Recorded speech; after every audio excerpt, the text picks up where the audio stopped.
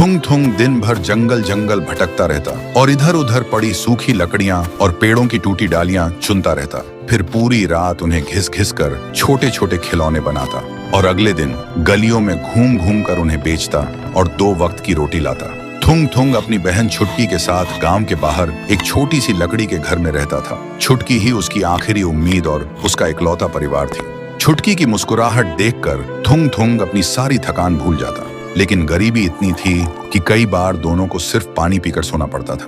एक दिन थुंग थुंग जंगल में लकड़ी खोजते हुए बहुत अंदर तक चला गया था। तभी वहां उसे एक अजीब सा पेड़ दिखा जिसके पत्ते बिल्कुल गुलाबी थे। थुंग थुंग ने सोचा, इसकी लकड़ी कितनी चिकनी और अनोखी है, इसका खिलौना बेचकर शायद आज 2 पैसे ज्यादा मिलेंगे। फिर उसने उस पेड़ पर चढ़कर एक छोटी सी डाल काटी और घर आकर रात भर जागकर उसने एक बहुत ही सुंदर गुड़िया बनाई।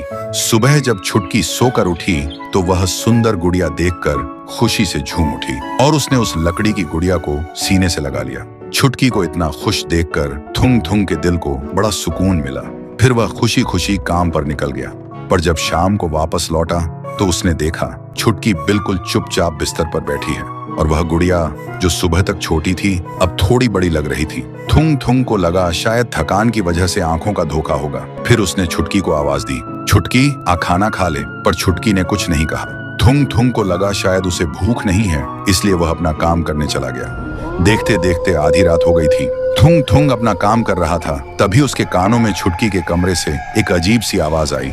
थुंग थुंग काम छोड़कर छुटकी के कमरे में गया। फिर जो उसने देखा, उसके पैरों तले जमीन खिसक गई। छुटकी जमीन पर बेजान पड़ी थी और उसकी खाल का रंग लकड़ी जैसा हो गया था और बिस्तर पर वह गुड़िया थी। उसका चेहरा अब धीरे धीरे छुटकी जैसा बन रहा था। तभी वह गुड़िया छुटकी की ही आवाज में बोली, भैया अब से मैं तुम्हारी छुटकी हूँ। सुनते ही थुंग थुंग समझ गया, वह गुलाबी पत्तों वाला पेड़ शायद कोई आम पेड़ नहीं था, बल्कि एक श्रापित पेड़ था जिसकी लकड़ी जिंदा लोगों की जान चूस लेती है। फिर बिना एक पल सोचे थुंग थुंग ने रोते हुए चीखते हुए उस श्रापित गुड़िया को बाहर ले जाकर आग लगा दी। आग लगते ही गुड़िया एक भयानक और डरावनी आवाज में चीखी जैसे किसी जानवर को आग लग गई हो और फिर वह राख बन गई। जैसे ही गुड़िया जली, जमीन पर पड़ी छुटकी के अंदर सांस वापस आ गई। उसका लकड़ी जैसा बन चुका शरीर वापस इंसानों जैसा हो गया। थुंग थुंग देखते ही दौड़कर अपनी बहन को गले से लगा लिया और सुबक सुबक कर रोने लगा।